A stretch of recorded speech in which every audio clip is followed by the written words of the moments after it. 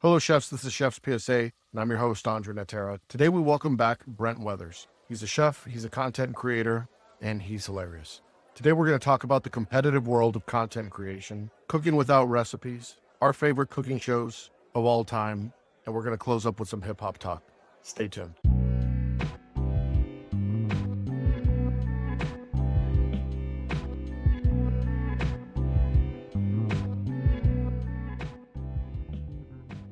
Yeah. Chef, what's on your mind? That's a great question. Yes, 2 days ago, I looked in the mirror. I have one obvious white gray hair. Mhm.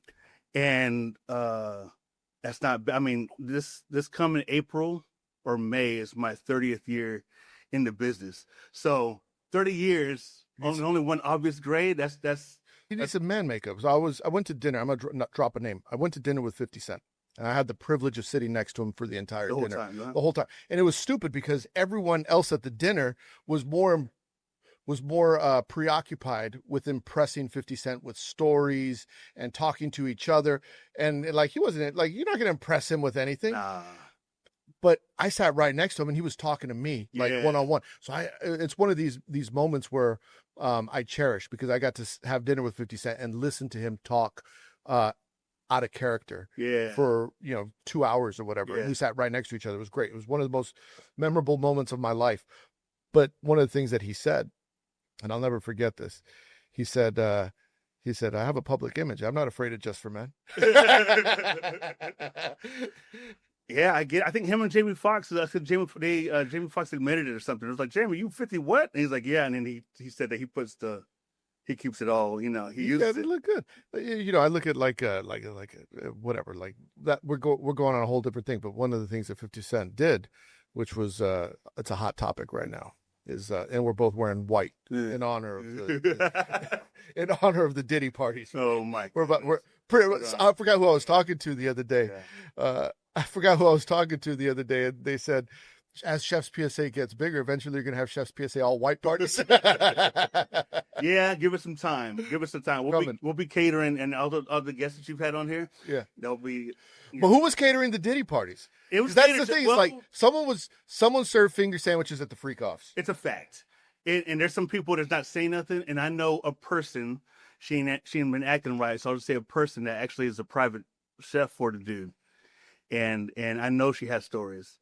Really? And I know, no, just like people in New York, they know who, like when Tupac got shot up and all these people, they don't know what's going on. There's New Yorkers that know. Yeah, people talk. They know. Yeah, but they just it's kind of like African Bambaataa, what he was a part of. Yeah, people know. They just kept quiet. I love the hip hop. They was like, Yeah. Did you see that Diddy documentary though? I saw it. It was wild. It was wild. I got nervous because Eric Sermon is one of my favorite people on earth. Yeah. And because my second album I ever got was Strictly Business, EPMD. So those guys are they're from Brentwood. So I was like, oh, it's a sign, But when I saw Eric Sermon, I really liked it. I was like, oh, wait, what's going on here? And then he told him the story. And I was always wondering who that woman in the hot tub was with the blonde, the what was it? That video. Anyway, it doesn't matter. But I saw this woman. I saw her a few different times, and she turned out it was Eric Sermon's woman. And then that's right. Yeah, that's right. Yeah. So that was really interesting. I'm a sucker for a good story. That's why people love podcasts more than movies these days, because there's so much behind this. I just saw the Golden Globes had like podcast awards. Yeah, and I was like, "Fuck!" And it's all like the same people. It's like it's celebrities that have transitioned into the podcast world. Why wasn't Chef's PSA up there? Anyway, the reason I bring up Diddy, because I've noticed that lately you've been cooking with baby oil. Absolutely. What are you thinking, Chef? I'm just supporting local business. Yeah, that's what chefs talk about, right? And we should support local and harvest from our friends. And that's literally what I did. It was a 1 mile radius from my house. So I went and supported. I went ahead and got it, and let me cook with it. How's it taste? Terrible. Well, here's a story I never told no one. First of all, it's not baby oil with the camera. It's not baby oil. It's adult oil. No, it's I was prepping doing something random, and my brain started. And I was like, and so I was like, cool. I need to go buy some that oil and dump it out, clean it out real good, and put some. And just to see how dumb my people. I mean, there's a lot of people that are dead serious. I saw some of your comments, like you're gonna get all sorts of sicknesses. Yeah, cooking with baby oil. And I was like, I'm just like, oh, now you tell me, oh man, and I'm typing in gas, but and people actually think like, hey man, everything was all good until you start putting baby oil, and it's like, dude, look at it. And some chefs are like, dude, look at the oil, and then people direct message me like, there's no way you're serious. Like Brenda, these guys serious? Like, yeah, apparently they're serious, but I'm just goofing off. Like, it's not baby oil. You can look at the oil and the color of it, and I have one coming up called baby oil focaccia, and I'm gonna leave it just like that and let people think on their own. Are you really doing that? All platforms, everyone's trying to educate me, and I'm like, dude, stalk me, do some homework, stroll up, like know who I am, and fucking internet's wild. Too wild. The fucking internet's wild. By the way, I don't think. I mean, you do get credit from people that know. People that know. People that know give you credit, but I feel like you don't get enough credit. Like, I see what you've done is like you should have 10 times the amount of attention of what you're doing. Some of the things that we talked about some of the things that you do that I think are brilliant. Like, you'll say, just imagine this is a truffle. And then you'll do the imaginary grated truffle, or just imagine this, that, and the other. Yeah. And it's interesting because like, it's a great way to keep people engaged, or like you'll record scratch and put the Portishead in, whatever it is. And it's like, man, the best thing about what you do, like what I do is, I hate to say what I do, I think is easy compared to what you do. Because what you do requires almost like an extra gear of creativity that is completely original. You know what I mean? Like I don't want to say like ODB original, but like no one could be ODB. No. And if they were, like, people would know, like, okay, you're trying to be like ODB. Yeah. But some of the stuff that you do in the videos, like with the imagination, or like the cuts and the beeps and you put so many little Easter eggs in there. Yeah. And I'm like, I want to see if I could catch all of them. Yeah. It's Thank great. you. I appreciate that. Yeah, I have fun with it for sure. Yeah, just to play. I mean, people actually thought like, some chefs like, hey, Brent, I can change your battery.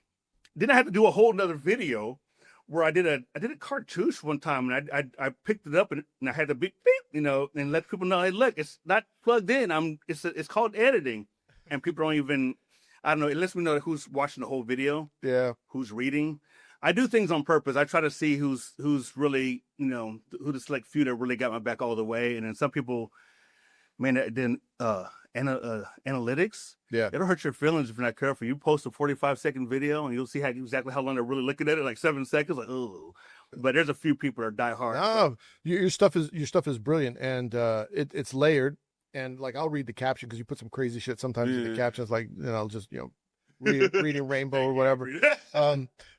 Yeah, I think you do a really good job, and I think as we get into the world of chef and content creation, one of the more difficult things that we face is originality, right? Because everything kind of looks the same, and then like you see someone get a little bit of attention, and you say, okay, well, I'll just do that.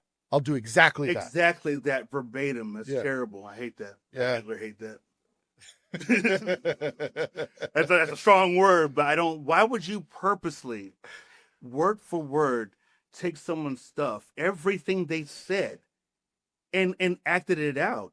This ain't just TikTok people doing dances. These are chefs and people doing what we do, and taking.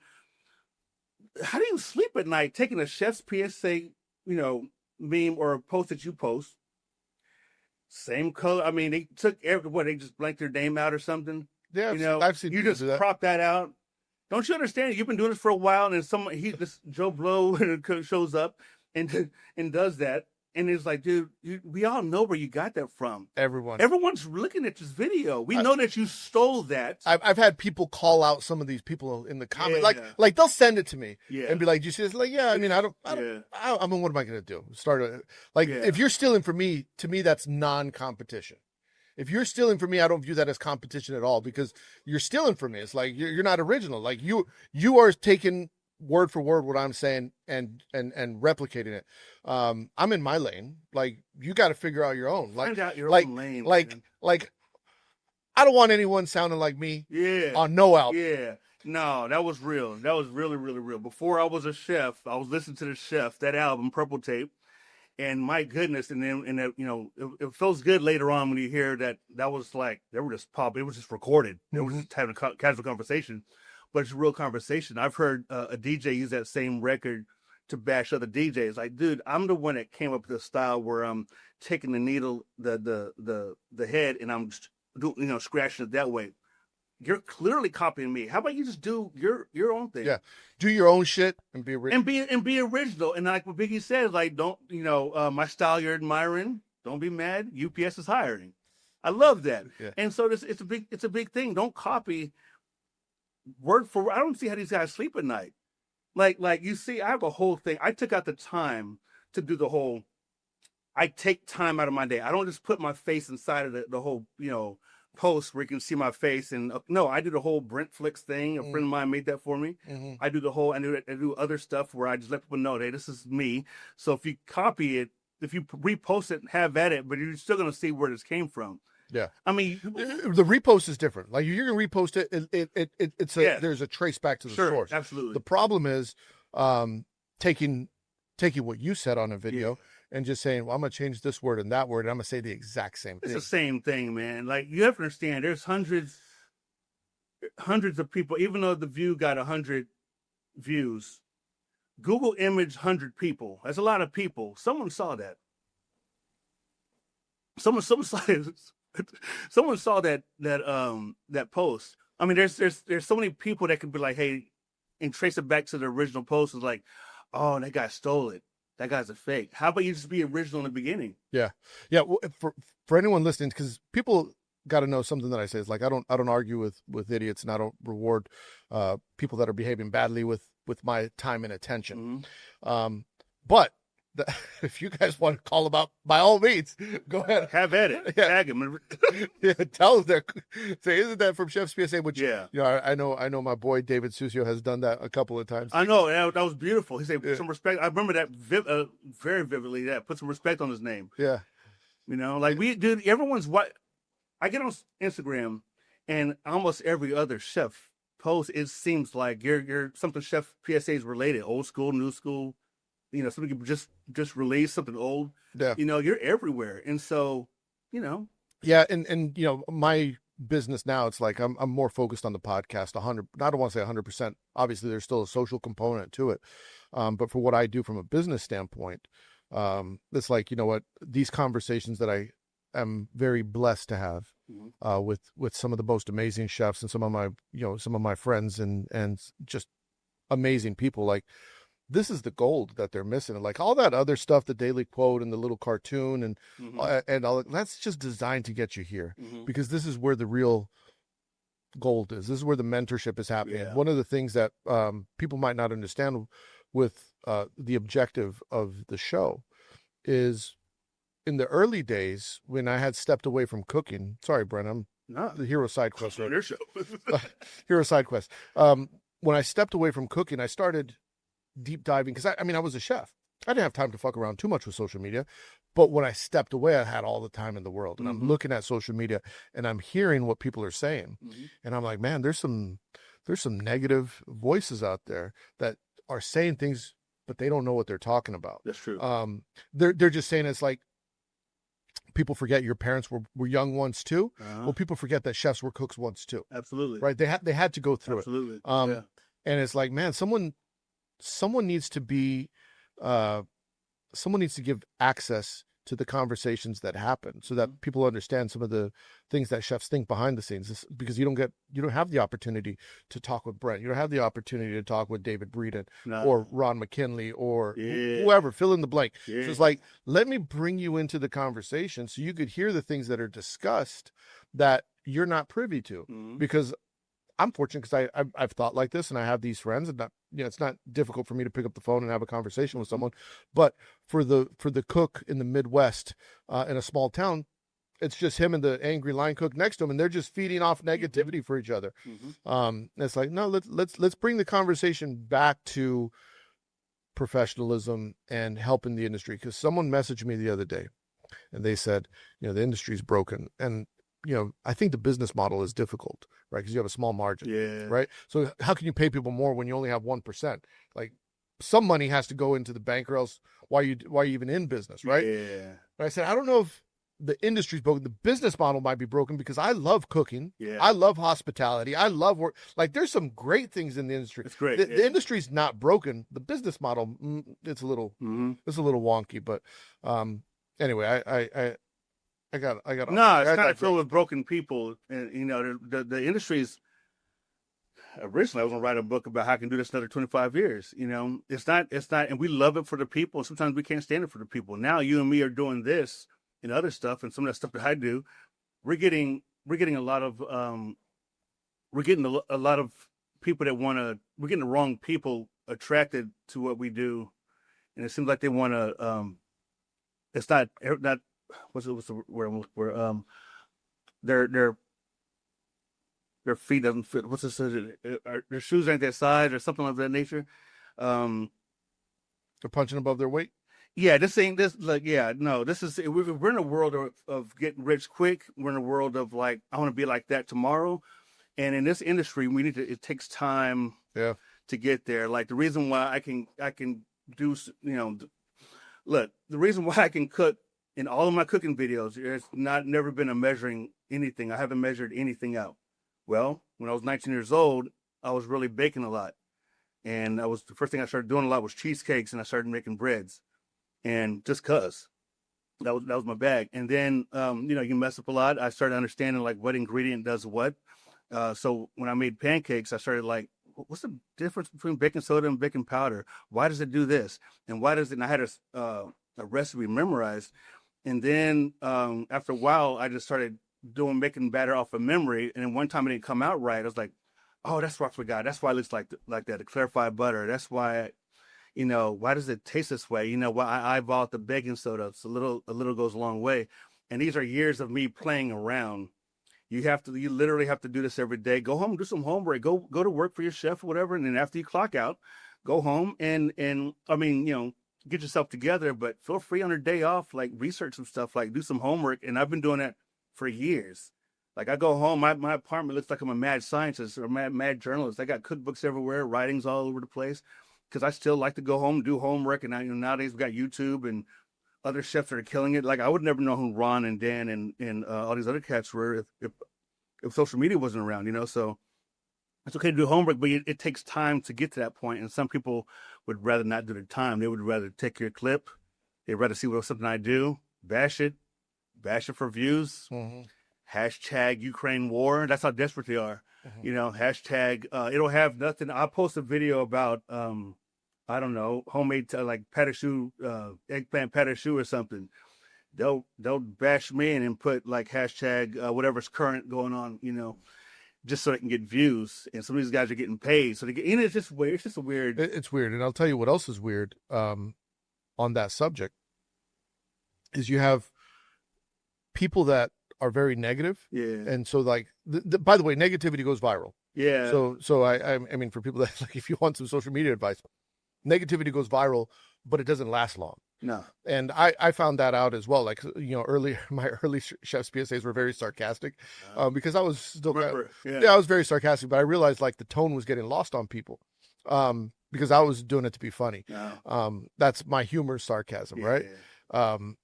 But what I've noticed is people are craving and hungry for mentorship and leadership and positivity and self-improvement. And how do I become a better version of the person that I was yesterday? And they really want that.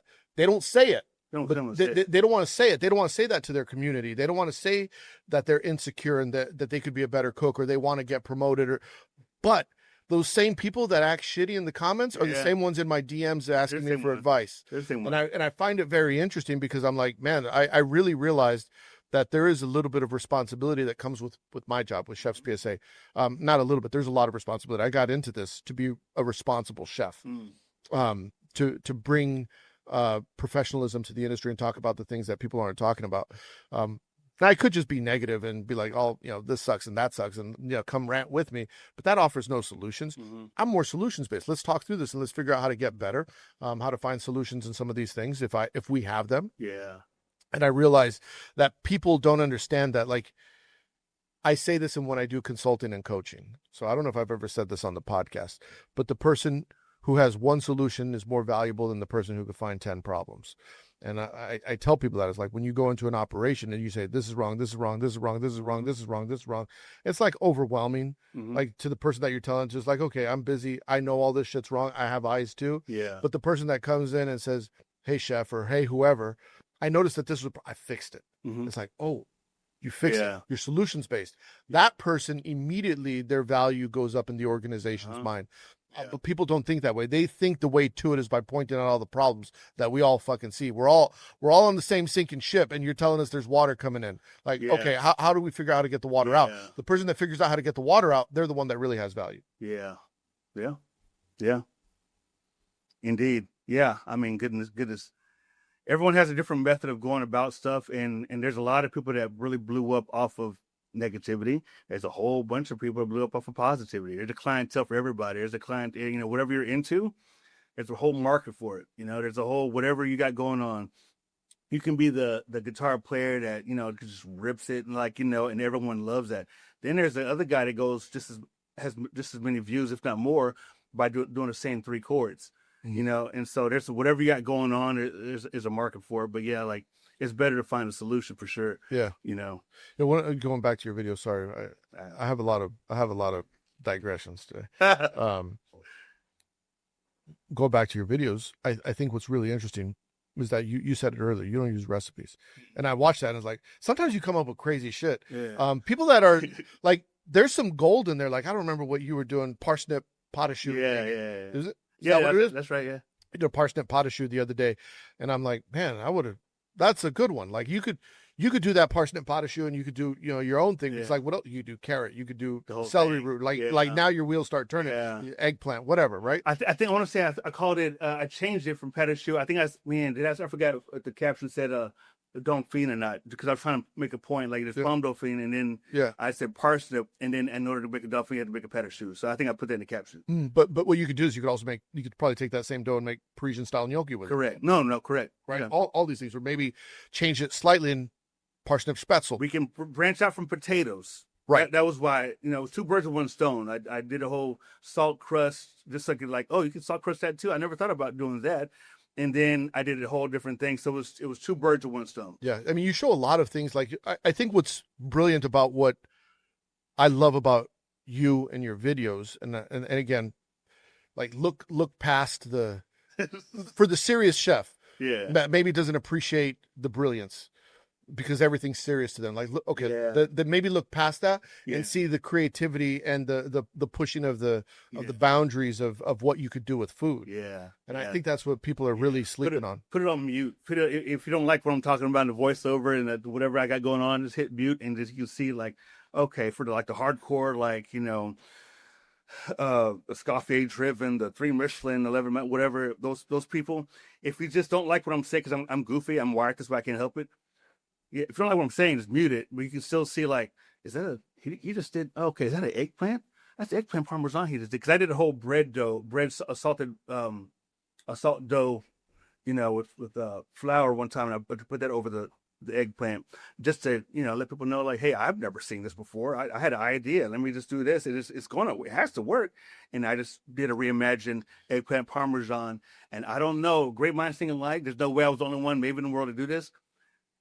Few months later, someone did the exact same thing tableside.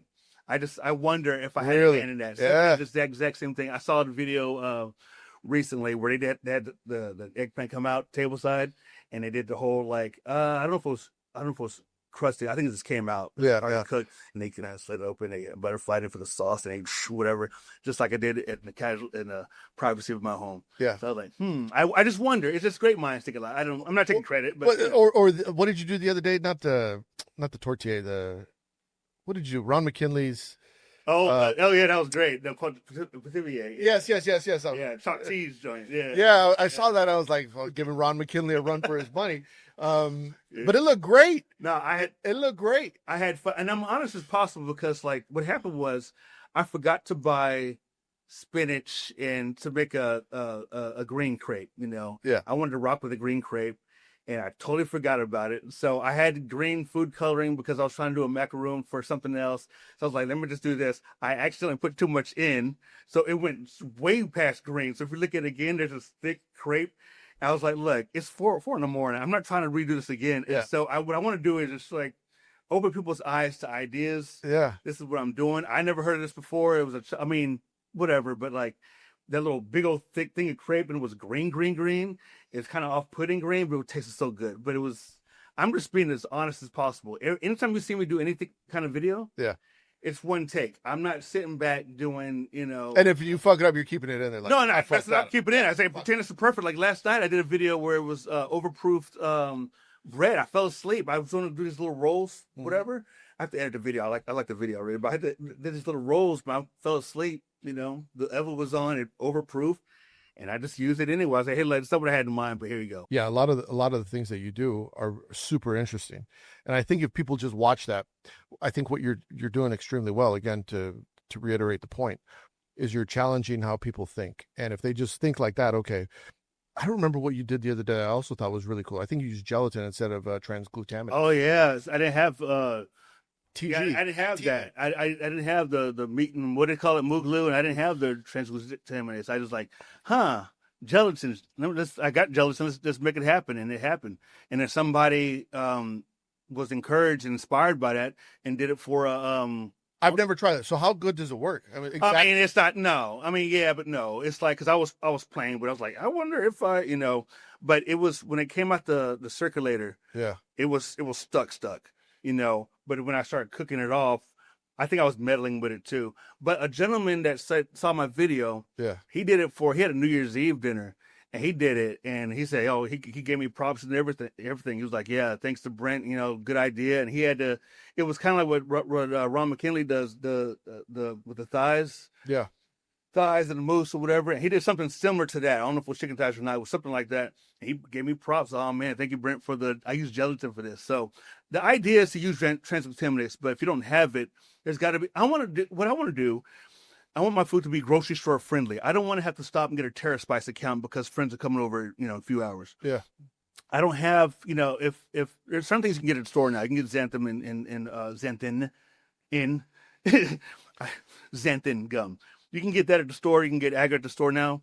But there's a lot of stuff that you can't get. You can't get transglutaminase. We're not there yet. Walmart's not there yet, Yeah. So I'm just like, look, and I watched a lot of MacGyver growing up. So I was like, okay, what are the other, and that's why I tell people, like, get you a Southern Living cookbook, get you one of those Betty Crocker joints, and sometimes they'll have a if something have substitutions. So if you don't have cake flour, just take this and do that, this and this. They have a whole solution based. Like if you don't have this, do this. If you're out of, they have a whole section with the one I have has alternatives. And so me growing up as a chef, way before it was serious, I was reading alternatives. Like, okay, so there's, I want to go to the store, Whole Foods, and make a good dinner, and you wouldn't know if that's like, man, where you get the stuff from. So no, it's a store. They have look at the store. They have, they have bone marrow. They have, I want to be able to.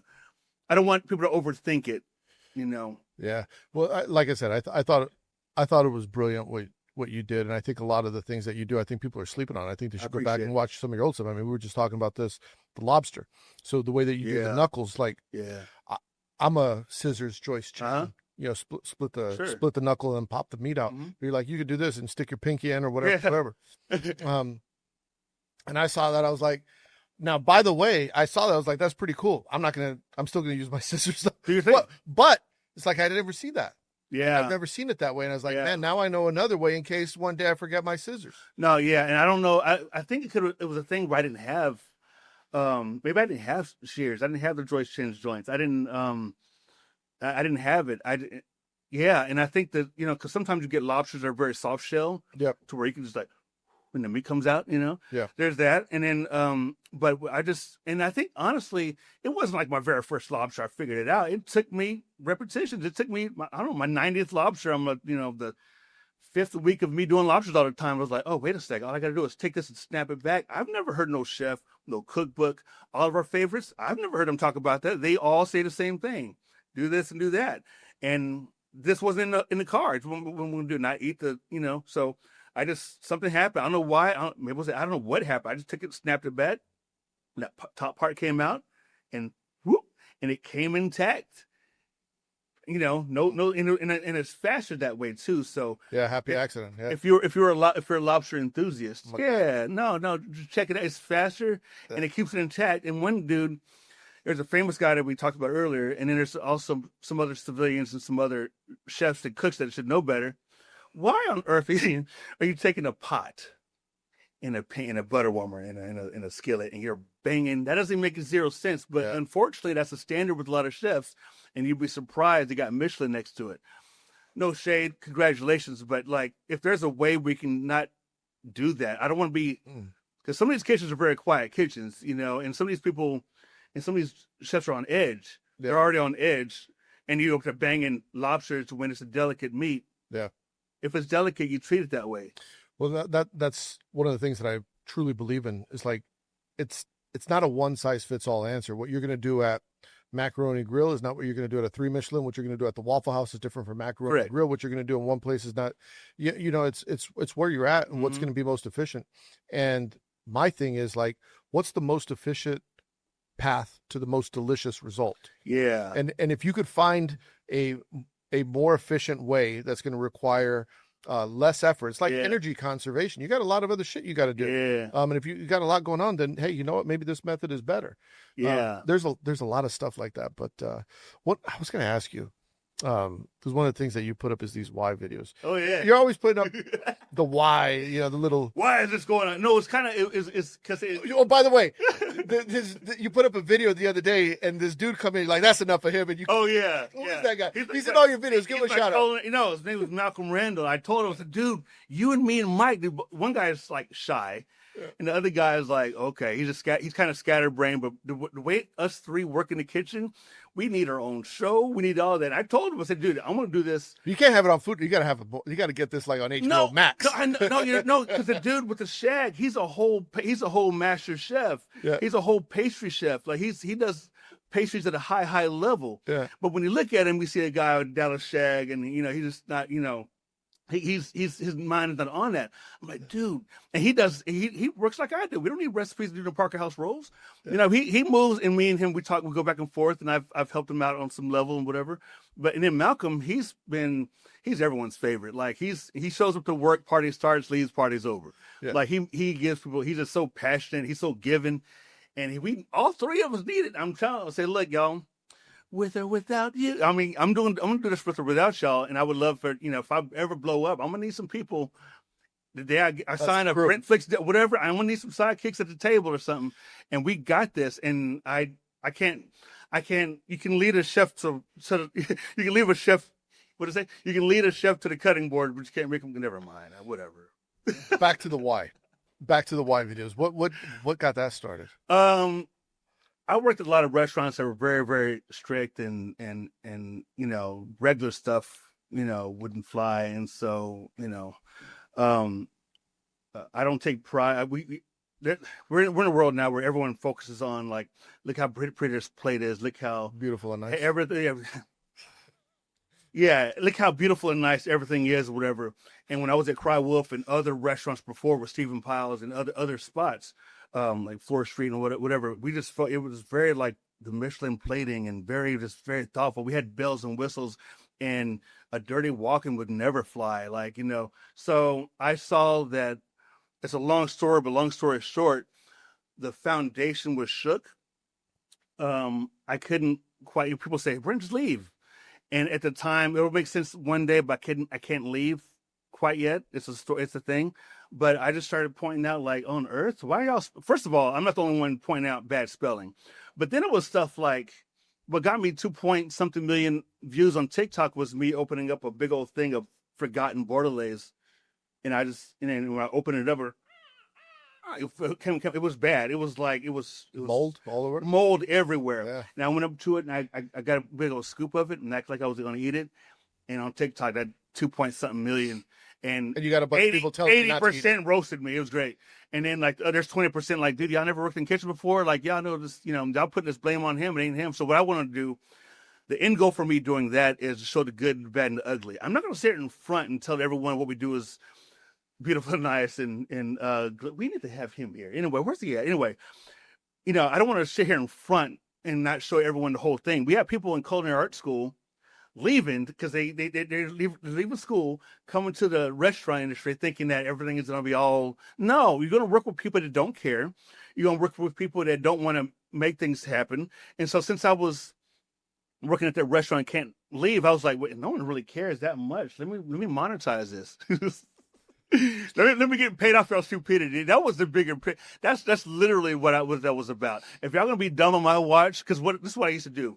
I used to come to work for like 6, 7, whatever it was years straight at that spot, and fish not being taken care of, things left open. The sauce I had cooled down. All they had to do was just put it in the walk-in, and and no, nothing's being done.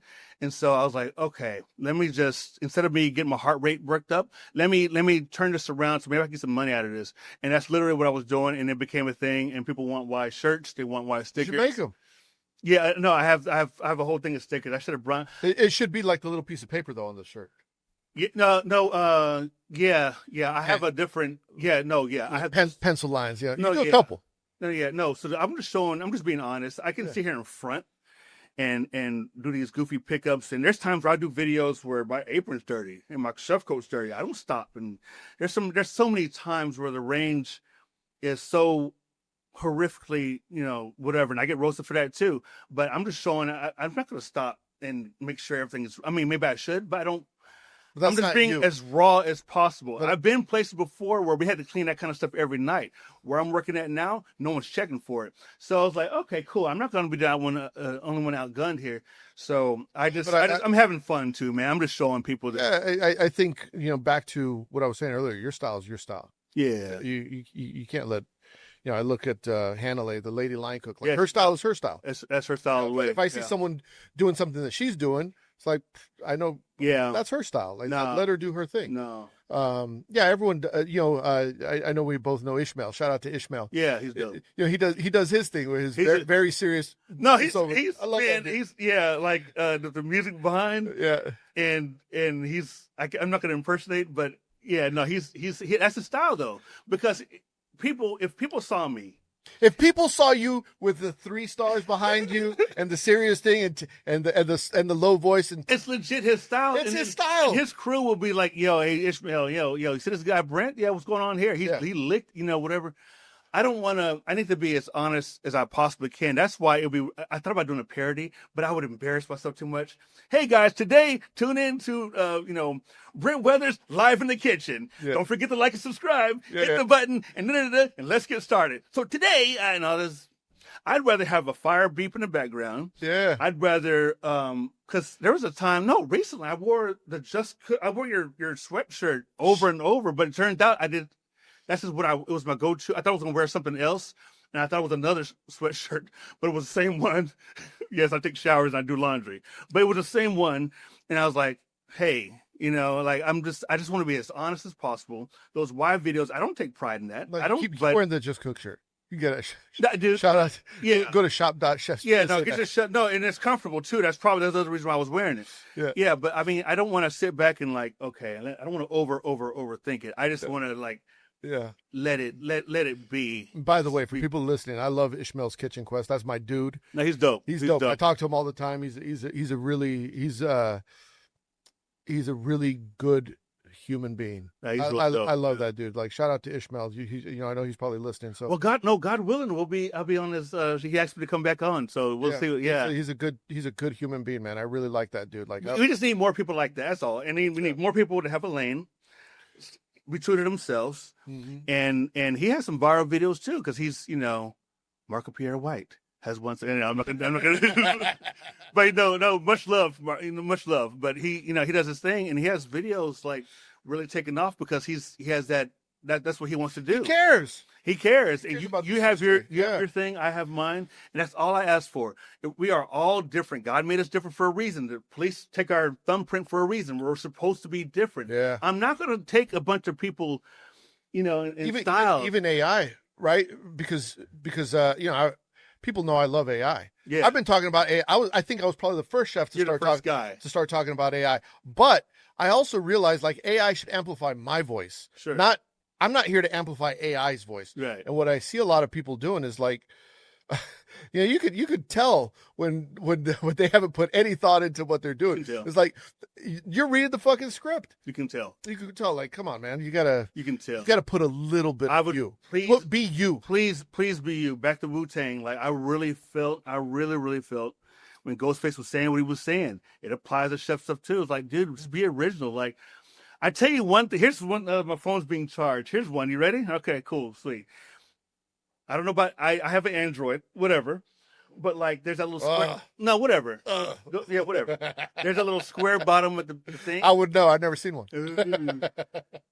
Put your finger on it and press it, and then it'll show the whole screen, like whatever music's playing. Yeah. You can hit that music button and say what's playing. You can circle the food item. Mm-hmm. You can circle whatever a letter, a spelling of a name or someone's face. Once you circle the food item, it'll search that. Chefs, you're in trouble because the jig is up. You're forced to be original now because like you can't just steal things off the internet and not get caught. You hit that button, you circle the food item, and it'll show you how many people is doing the exact same thing. What? Yes. Oh shit. No. And I'm pretty sure iPhone may hold you down on that one. They should. L phone. What a bunch of losers. I'm joking. Technology is great, but from my phone, and I did it by accident too. I forgot what happened. I think I was trying to kill an ant or whatever, and they just stopped it.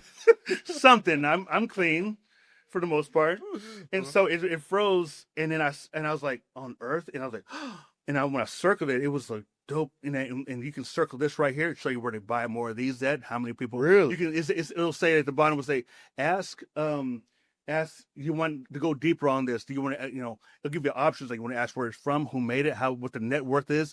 And you can see what TV shows had these, how much these cost on sale. And my point is you circle dishes because I circled a guy recently in Dallas. He did something. I was wondering, like, is that him? Because I've never seen that before. And I just wanted to see. No hate. Food is food. Let's share. It's all good. I circled it. Yeah. Was it him? He licked that idea from somebody. I mean, I'll tell you what, a lot of ideas look original, but a lot of them, like, okay, you got the chicken parm, like, we know you, we're all doing chicken parm or, a steak or whatever. But it's really, really, really important that you have a thumbprint somewhere, right? It can't be someone else's thumbprint. Please don't. No, and if you are, just say it. Just say it. Like, get inspired at a certain point. Like when you first start cooking, you have a chef that's telling you what to cook, and you follow the recipes or whatever. Correct. You don't, and you have this identity that you think, this is my identity. I want to do my food. Yeah. And it's like, well, what's your food? What is your food? Yeah, you don't know. Like your food when you're at that point in your career, a lot of times is someone else's food, just not at that restaurant. That's correct. That's right? Correct. It's like, I want to do my food, chef. Well, what's your food? All the food in the Noma cookbook. No, come on, man. Now seriously. Hey, but it's true. No, it's straight true. And I get it. Get inspired, dude. I didn't create food. I didn't create brownies. I didn't create pat and shoe at all. But right when I saw it, I was like, ooh. Can I just add in? My very first question I asked the chef, I was making stock. He told me what stock to make, and we had all this. And I'm obsessed with corn, so we had all this. What? I love corn. I didn't say porn. I didn't say you did. Okay. Anyway, I'm obsessed with corn, hard C, and I was like, Chef, can I make a corn stock? And he was like, Yeah, sure, I guess, yeah. Just take the husk and sure, yeah, you can make a corn broth. I was like, huh. And same thing with creme brulee. When first I was making creme brulee, I was like, I'm putting sugar on this. I wonder, it was like an apple or orange or something. Yeah. And I cut it like the sugar. My mind was blown. It was personal. I mean, turned out everyone was doing it. But sugar on the apple and I brulee at the top. I was like, oh my goodness. And I mean, hold on. I can take the apple, maybe gut it out, do an apple custard, put it back in and do it. Apple, whatever. My brain started. And so I was starting. That's why I want people to know. Find out all the foundations. That's why I say Betty Crocker, and even though they don't know how to sear a steak, Betty Crocker, Southern Living, Good Housekeeping, all those, understand all the fundamental, man. You know what I'm saying? I got a book for you, Brent. What's that book? It's your book. It's your book. It's just Brent's ideas. And it could be sketched out. Like, hey, you see an apple and then you boom, boom, boom, here's what you could do. And just like all those ideas and just like, do you remember the Opie de Cochon book? It was like comics, but like grotesque. I would remember that. No, so it's like it was like comic, but like imagine like how do you get the ideas in your head into comic form on page with all the, and some of them might be failures, but it's just like Brent's ideas. No, that'd be great. No, because you'd pique a lot of and I'm just whatever. But anyway, you would get the wheels turning. I think it's interesting to see how it's almost like you're at the Noma R&D kitchen, but just at your house. Right. I mean, there's something wrong with doing like, Palm Dauphine the whole time. Like, okay, wow, can I put anything in here? And then people get stuck because like, oh, I don't have a recipe. I can't. It's not traditional. I can't do that. It's not the classic way. I do this food. Hey man, look, the whole purpose of food at the end of the day, all this, diner, home cooking, the creation at the house, find the Michelin.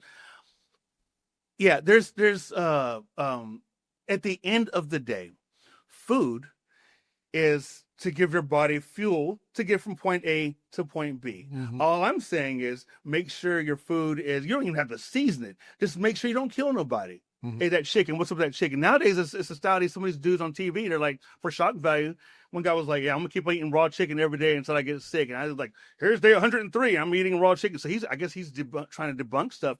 But my whole thing is, don't kill nobody. However you get there, I would rather you season it. I would rather, some of these fine dining dudes, they would frown at the idea of having a 16 spice squab, and it was like, no, I want the ingredient to shine for itself. Well, that's their clientele can get away with that. There's a whole bunch of other people. There's my, let's do this. That's Ashley. Yikes. There's my people where they would take, one guy's known for his barbecue pasta. Barbecue pasta, and there's a whole bunch of, like we talked about last time, these slutty women, these OnlyFans ladies, they actually have the shell of whatever it is, the king crab and lobster on top of the pasta, sauce all over the shell. My thing is like, that's not really, it looks cool, but guess what? They have a whole clientele getting it, buying that. And so my thing is like, look, I want people to eat with no fuss. I want to think about what I'm doing. And if Homeboy in Atlanta is a legit thing, he's known for his, I forgot what he called it, showstopper, his Grammy Award winning pasta, but it's a barbecue legit pasta. I think it's taking barbecue sauce, his Alfredo, maybe it's a fancy chef Alfredo, putting all that together. And then he's known for it, line out the door. There's that one chain that, they're known for their, Cajun pasta. Well, someone in Italy was, my nana would hate that. Okay, great. Well, she's probably dead. I hate to say it that way, but the reality of the matter is, she's she's rolling over in her grave. Well, she can keep on rolling over. It's food at the end of the day. So if you want to take, you got a bunch of Cajun people come over to the house and you got a bunch of pasta, all they're going to do is say, hey man, you got some, you ain't got no, Tony's, and you ain't got no, oh yeah, I got the slapping mommy. I want to put that on there. What I want to do is say, you can't do that. That's not how it's supposed to be. No, that's what they want to eat. So at the end of the day, do your thing. And not everything has a story. So I love, there's a lot of chefs that I love dearly. And there's a lot of that stupidity on TV where it's like, well, all of my dishes have a story. Mine don't. At all. I saw, I don't even like eggplant like that. I don't even, what's honest? Honestly, I don't even like souffles like that. Yeah. I just playing around with people. I did a Cracker Jack souffle just to prove a point. It looked good. I was talking with someone the other day at a meeting, and we were talking about food, and I said, sometimes I want less story, more delicious. Just, keep the, no, some stories are legit. Some stories like, don't get me wrong, right? Time and place. No, sometimes I just want it to taste good. Just make it taste good. Can we do that? Do you have anything that make it taste good? Because my next door neighbor had a barbecue place, and then next door to them, their house burnt down. And so the ashes represent the time that I had to go, cut it off. Sir, excuse me, your story tastes like shit. I don't want to eat that. Some things have a story for real. I have a story, but it's minimal. I grew up in Naples, Italy, lived in Izmir, Turkey. So if I have a potluck, pop-up potluck, and I have sujuks, and I have all these original pastas, and I have all these things together on the menu, I'm not fronting. It's legit what I was around.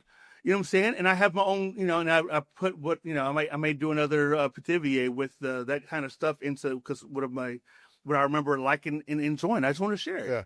You said something the other day, so I don't want to let you get away, because I thought it was an important subject. Oh. You were talking about the greatest cooking TV shows of all time. And you named Yeah. Tyler Florence, number one. You put him on Mount Rushmore for me personally, because also when I met him in real life, the way he treated me, the way he treated me like I was equal and didn't front on me. Yeah. That, when he left a conversation with me from the very first time I met him, second, third, into the last time, he's always been consistent. That's what I think a chef supposed to be. Yeah, his food looks good. I saw him doing something the other day. I mean, he's always been good, right? He's legit. Tyler's Ultimate. Have you not seen it? Yeah, it's great. It's great. But if you had to, I want to debate you on the. Let's do it. I'll tell you my number one cooking show of all time. All time. Great Chefs. Oh yeah, no. That's a beautiful thing. But I was when that show came out, this stuff was intimidating. They had, pig, chicken and hog's bladder. I was like, ooh, I'm not. No, I was just, but now I'm on that. But what's funny, why I challenge you to watch Great Chefs now. Oh, the food doesn't look great today, but back then. No, back then it was like, oh my goodness, that music, and then the way they was talking, and then like Great Chefs, they would do London, they would do Germany, and they would all throughout Texas, and that's why I did that one thing with they had Fearing and Piles and all them. I was like, oof. But, no, Robert Del Grande. Yeah, a lot of those legends. Beautiful, beautiful show. Yeah, and the cool you thing. could go back and watch Danielle, or I think maybe Jean Georges. I don't know if Danielle was on there, but you can go back and watch a lot of these chefs in San Francisco. Yeah. No, it was Great Chefs it's for sure. That's my number. What's your number one? My number one that took care of me that I can watch today, no problem. I should know this already. I mean, like I said, when I say Tyler Florence, his Ultimate, Tyler's Ultimate. Yeah. Every episode had desserts. Every episode had the what he was making, and he was explaining things in a way that everyone could understand it, and it was honest. He even said like, yeah, this is a duplicate of my house. The set is a duplicate of what he had at the house. Man, it's gonna kill me later because I'm gonna go home and I'm like, man, I should have said such and such, but I do. Man, I'm a sucker for Iron Chef too, man. Iron Chef and Knife Fight. Which Iron Chef though? No, not the original, because when the original came out, it was blowing my mind. It was too much going. It was the dude had tilapia ice cream. Yeah. I wasn't on that, but like when it came to the U.S. When it came to the U.S., but kind of in the beginning. So what was heartbreaking for Iron Chef? Wait, so hold on, because we're getting all over. Yeah, you're saying your number one is. My man, hold on. No, you got to go with your number one. I have to go with and I'll tell you my number two. Crap, dude. I've watched every single Iron Chef. So, I mean, that's a good source of information. They do 10 courses minimum per episode. So if the secret ingredient is snails or potatoes or eggs, you're looking at 10 different variations of it on one episode. And then that's the homebrew kicking in. I'm a huge fan of that. And then when Morimoto gets on there, he'll mess around and do 4 or 5 courses in the introduction. Yeah. It's like, holy Teresa, like how on earth do you? And so the knowledge you get from Iron Chef was really incredible. So I may say Iron Chef, I was disappointed when the camera shows up and you see Alton Brown. Yeah. You can see stocks. You can see notebook paper. Someone's like, "No secret ingredient." It's poppycock. There's no secret ingredient. They know what it is. That's why they go straight to it. Yeah. And then like the 8th or 9th season, they were like, I guess they read the fan mail and it was like, okay, y'all need to start having like a quick little meeting. And so the meetings were fake too. They get in meetings like, okay, ravioli, polenta, okay, let's do it. No. That's not how real meeting. Because the original Iron Chef, they was like having meetings for real. Like when Morimoto went against Tim Love. He didn't know. He was like legit. Like, what are these peppers? Is this America? That was America, but he went against Tim Love. Yeah, I don't know if I ever saw that one. Who won? Yeah, Tim Love won. Yeah, but he won. I think what was crazy is he won on creativity because Tim Love had he made tuna ribs that looked like tomahawks or something like that. But Morimoto still beat him on taste. That was crazy. Yeah, I mean Morimoto for me is probably the Iron Chef GOAT. He's the one. He's still active. I saw that dude in person 2-3 years ago, right in front of my face, still getting busy. Yeah. I was like, Chef, I was nervous. Thank you I enjoy your work, and I have a cookbook and everything you've been in. And he was doing something. He looked at me like, I'm like, okay, I took my L. And I went back to my work. So here's my number two. I'm going to say this is number two. It's not really my number two, but I'm going to put it up there. It's up there. I mean, these are all interchangeable, but this one was an influence for sure on me that I liked. There's things I didn't like about it, but I really like this one. It was Gordon Ramsay's F Word. Oh, the London version. Okay, And he would show how to. Yes. He would like in between. He would show like little videos. I loved that show. No, and it was the best part was those little cooking videos. No, there were no. I to this day that's still a reference. I still love. I licked a cheesecake recipe because the way he did it was a non-bake. I was like, yeah, I'm getting tired of these. I would rather have the crumble crust guaranteed on the side, and then have the whip, because I think he took whipped cream, whipped it, and then folded the cheese into that. I was like, and so now it's like, I don't like cheesecake where they got that soggy crust. Yeah. So, but no, the F word was really, really dope. I've seen every episode. Yeah. Of the F word. So what's your number 2? You said Iron Chef's number 1. I tell new cooks and chefs that are trying to get involved in it, they want to know what to watch. Knife Fight's dope, man. Yeah, I've never seen an episode of Knife. No, Knife Fight's dope because it was on Esquire, and Elon was the host, and they had legit chefs. It was a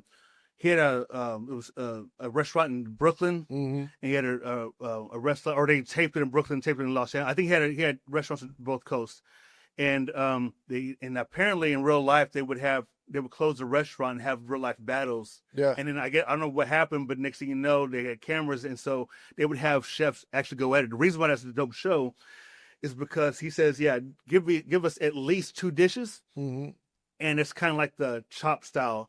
And first of all, it's not chopped. It's like, old school hotels. That's where Chop got their idea from. They would they would give you a mystery cart to the chef that's trying to audition. Here's a mystery cart. Flakes, jasmine rice. Yeah, get the job. Whatever. Yeah, you have to do that. And so that's where the cloches come up, and it's some stuff that no one is eating. And so you have to give out 2 dishes. And there was no time to. Only one episode I've seen someone circulate something, and even that he played himself. But like, there was no time for hydrocolloids. Either you knew how to cook or you didn't. He had a pressure cooker, some cast iron, some regular whatever. He said, rate the walk-in, do whatever you need to do. All we asking for is 2 dishes minimum. So that's a good one. That's one that I tell cooks all the time. Like, hey, don't sleep on Knife Fight and Iron Chef because you're gonna learn a lot. I'm gonna tell you my number 3. And by the way, honorable mention, I would put in there like, and I'll tell you why I'm not saying these shows, but I'll give some honorable mentions. The shows like Top Chef, or Chef's Table, or even the new one, Knife Edge. I slept on Knife Edge. I don't even heard of it. It's good. It's good. Okay. Yeah, it's good. Right. These are great, but they're not cooking shows. I'm talking about like cooking. By number 1. Okay. And it's a toss up, but Jacques Pepin, the PBS. Yeah. I used to have the video cassettes. I still have it. It was great. Like him breaking down chickens, making French omelets and stuff like that. For me, that is the best. And there's a couple of others that I would say kind of competed with it, but no, that for me is the best. Honorable mention on cooking shows for me, go to Emerald, and then Charlie Trotter's Kitchen Sessions. But Jacques Pepin, that's the greatest cooking show for me ever. That was dope because it was really dope later on when him and Julia Childs got together. Yeah. And they started doing dishes together, which is cool because even they had a cookbook out where Jacques was doing his thing. Jacques and Julia. And then Julia was like doing her thing. Oh, I'm not going to do her voice. But she was like doing her thing, and she didn't like, or not like, but that wasn't her style, and he had a style. So his apple tart at 10 was one way, and she's like, no, okay, cool, but I'll do it this way. And so, you had 2 powerhouses getting together. Yeah. That was really dope. So what's your number 1? Man, my number 1 show, man. Good heavens. I don't know. I talk about shows all the time. Now I'm freezing up. My number 1 show. That's all right. Like my answers will change next week too. No, it's going to change, but yeah, no. I mean, you can't front on Emerald. Emerald, he was so knowledgeable about everything. Yeah. He had a whole video. He had a whole episode just on bread and starters and how to go about stuff and what he would explain to people. And he knew how to joke. He knew when to joke and when not to joke. He knew when to say bam, when not to say bam. So, and the way he was talking, the way everyone, the whole world, like could eat the screen, like, yo, where you didn't have that mouth drooling thing on Iron Chef because they're too busy trying to be creative. He was just like, all right, today, folks, we got, short ribs, we want appetizer, we'll do this. And for the entree, we'll do this. And for desserts, we have this. Doc Gibbs, whatever. Yeah. And so you was engaged. It was 3 hours. I mean, it was an hour worth of 3 different things or whatever it was. And you're just learning and learning. And then he was the first one to put chefs like, dude, we can be the star now. We got drums behind us. Emerald. For people that didn't grow up in the Emerald era don't realize how fucking big Emerald is and was. Did a Crest commercial. But the dude was fucking. I mean, he had his sitcom. Do you remember Emerald's sitcom on NBC? Oh, it was a thing. He had a came and went. sitcom. It came and went, but he had a sitcom like next to Friends or whatever. Oh. But I remember in Dallas they were doing a James Beard dinner, and the 3 chefs that were featured was like Stephen Powell's when he had Star Canyon at the time. Yeah. Norman Van Aken, Yep. and Emerald. And so I went. I was like, I'm going to volunteer my time because I want to work with Emerald or Norman Whatever. or Stephen, whoever. I just want to be in the room. Yeah. And I remember I went, and I'll never forget. Emerald showed up, and I felt so bad because as soon as he walked in, it was like photos, pictures. Can I shake your hand? It was like the dude didn't have a second to breathe, to do his thing, to fucking pick up a knife. So he had to bring his whole crew. He had to bring his, his chef, whatever.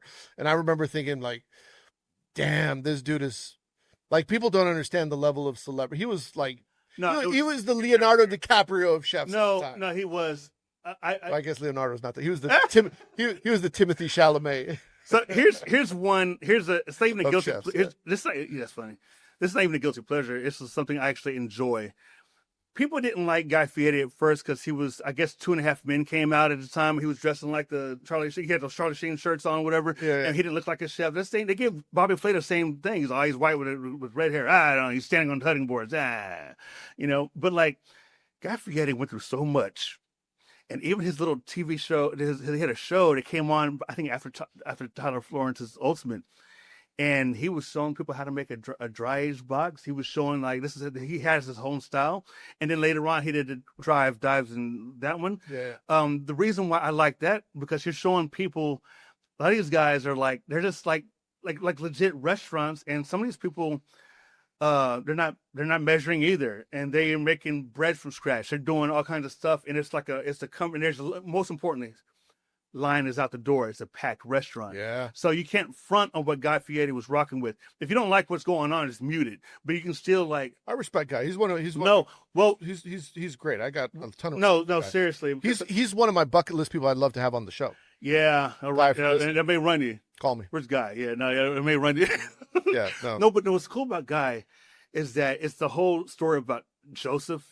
And then how his brothers threw him under the, dig what I mean? And then later on he blew up. I love this. People that fronted on Guy at first, now they all kiss his rings. Yeah. They all kiss his feet. People call him Papa, call him Daddy. You are the same chef that clowned him back in the days. You're the same chef that's like, oh man, he's that. Yeah, but like, look what he's doing. Look, he's putting all of y'all on. Mm-hmm. He had nothing but love for y'all. And yeah, he has. Why can't a chef have a style? Why can't a chef just do what he want to do? Yeah. So it's cool to see all these people that are on these shows now. I lost track. Love them some Guy. What was your number one? Balls. My number one. Okay, so I said Iron Chef is Knife Fight. My number one show because I've seen even F-Word. I've seen all the cooking episodes. So yeah. We were talking about Emerald. We were talking about Guy. Who's number one? Tyler Florence. It's crazy because I just know Tyler. Like I don't say personally, but like the way he makes me feel, because I can sit back and watch Iron Chef. I see a lot of those chefs are like real cool in real life. A lot of them are stupid and stuck up and full of themselves. So it's like it's hard for me to give that number one to something that's not whatever. But because of Tyler, the types of food that he's doing, his range is sick, and he's doing he's doing dessert, and so it's like that's just a soft spot for me, man. Like I like Tyler Florence Ultimate. Yeah. Number one. So Brett, normally I ask people some chefy question, but you're a hip hop head like me. Yeah. I'm gonna ask you like, if you had to name your best Wu-Tang joints, your best 4 Wu-Tang joints. My best 4. Yeah. I head out the gate, man. God willing, look, I got the whole Ghostface thing on. Like I'm about to go. God willing, I'll see him tomorrow. I scored a ticket. You can't Supreme Clientele, man. Just pick a song. Yeah. Ghost is very soulful and whatever. Are you saying songs, albums, or members? Yeah. Well, we could go however you want. So give me a song, give me an album, give me a member. My goodness, song and album. Man, Ghostface is crazy. Supreme Clientele just picked one. Actually won. That song won. Mm-hmm. Man, directed by the Juju from the Beatnuts produced that song. Yeah. And I was really heavy in the Beatnuts at the time. And I saw the credits and Juju did I was like, oh my goodness. I love One by One, Holla, just anything from Supreme Clientele for real. With Method Man, he's so slick with his rhymes. So I don't even know which one to pick for him. He's not Bring the Pain, but the way he raps, man, how high, and I mean, you know what I mean, like that's that energy with him and Redman, like, oh my goodness, live, okay, Inspect the Deck, man. So check this out, Inspect the Deck. That's my dude. Inspect the Deck. Raekwon and Inspect the Deck live in Dallas now. Do they? When Raekwon, I saw Raekwon live. It's the Chef's PSA podcast. Yeah, man. The Chef Raekwon. Yeah. Somebody do something. Yeah. He lives like, I've missed opportunities to and he's like a good friend of mine is real good friends of him. Mm-hmm. And I'm like, he's ours at the restaurant. He was ours at the one in Plano. I was like, man. And he said, you wouldn't believe. Raekwon got married. He had Nas, Fat Joe, all these people was at the restaurant. He said, Brent, where you at? Can you come up here and help cook for this dinner? It's after we shut the restaurant down. All the members and Steve Griffin, all those people was there. And I was like, man, I'm in Utah. I'm in doing some dinner. So, yeah, sorry, man. I was like, dude, Nas and all them people's at the restaurant.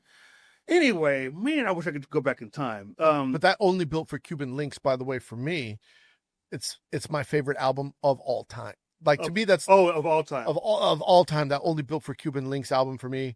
With him and Ghost, like I forgot who, maybe it was the fucking boxing analyst the other day said that's his desert island joint. Yeah, you can only take one album on a desert island. That's the one he's taking. I agree. That's the one I'm taking. Man, I remember hearing Heaven or Hell. I remember hearing like this the stuff in the middle. You can hear how much passion Ghostface. And it was kind of cool. I just love that. The energy on that Glaciers of Ice. That's a special record, man. That's a special. And then before I started cooking, the chef, and then the way Method Man would describe him.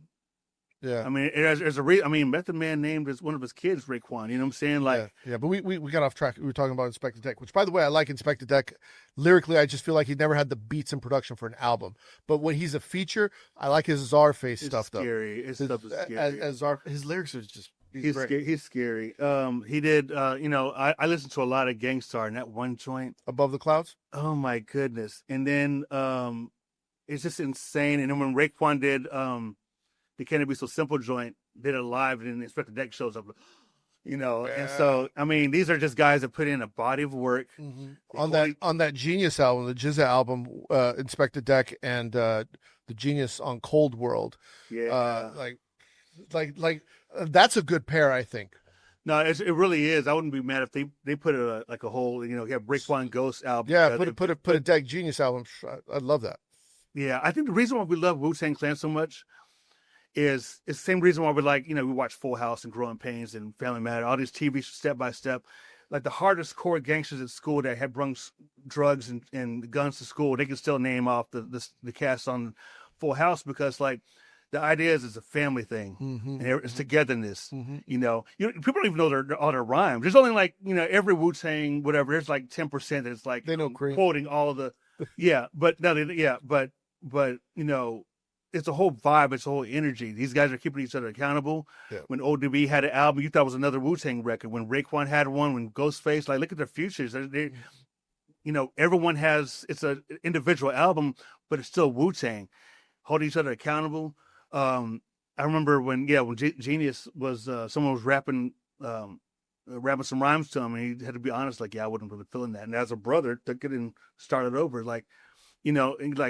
and they defeated the odds too. So it's like you see a bunch of dudes on stage. You see a bunch of dudes in the rap video. The very first one, Method Man smoking, you got weed and money, and they said they were doing actually a drug deal on set, and some dudes showed up. They were actually filming a video, and then they actually did. There's a whole thing. It's a real thing. So, but they defeated like when they say Wu-Tang is forever, and they're still together as a group. Yeah. They did that's unheard of because. Even though there was some bickering and some things they didn't like about certain things, they're still together and they call each other their brothers. So Wu-Tang, that's why another reason why I honor I don't have to have Wu-Tang win. I have my cutter. Yeah, I seen it. And I just, They give you any love? They ever? No. I think, and I stopped tagging because I don't want to be that guy, but, the guy that tags you and everything. no, yeah, I'm that guy. But, I think once, those, if I put them in my story, a few of them will see it, but they're Wu-Tang, man. They don't seem like, they're large in the whole world. They probably get tagged in 1,000 a whole things bunch. I think I'm doing something a little bit different with food and stuff. Yeah. But, yeah. There's a whole family thing, and plus it's a W. My last name was, so I don't mind like showing people what they can do with food. So I don't even know if you named 4 albums. I did. You said Supreme Clientele, Purple Tape. I really enjoy Liquid Swords. The first joint, not the first Genius, but the and then I like that Bobby Digital record, man. I like it. That's funny. I never put it on I never put it on Chef's PSA just because it's a little too much to put it on, but it's like, trust me, find an instrumental maybe. But I was huge with Portishead, and he was sampling Portishead. I was like, I'm a huge those are albums I legit listen to all the time. The first Bobby Digital? The very first, I listen to that all the time. Yeah. And I listen to Liquid Swords is so scary, like, because it's Genius has his own thing. Yeah. Genius is whatever. And then when you listen to it, it's like, oh, that's beautiful. Yeah. And it was that Liquid Swords record. It was ODB's first record. And especially when Supreme Clientele came out, it let the whole world know we're not going nowhere. If I had to give you my 4, I would say number 1, like I said before, Only Built for Cuban Links. Number 2, that Liquid Swords. Number 3, I feel like it's a tie between Iron Man and Supreme Clientele because I like them both a lot. And then number 4, just because I didn't give a true Wu-Tang album, is that double album. That was really, really good too. Wu-Tang Forever. That was really, really good. It's my playlist at the gym. Yeah, it was probably my favorite was that double album. Anyway, Brent, I could talk hip hop with you all day. Yeah. For people listening, where can they find you? Where can they follow along? Where can they watch some of these brilliant creative videos that you make? I post everything first on Instagram, so it's Brent Eats Food.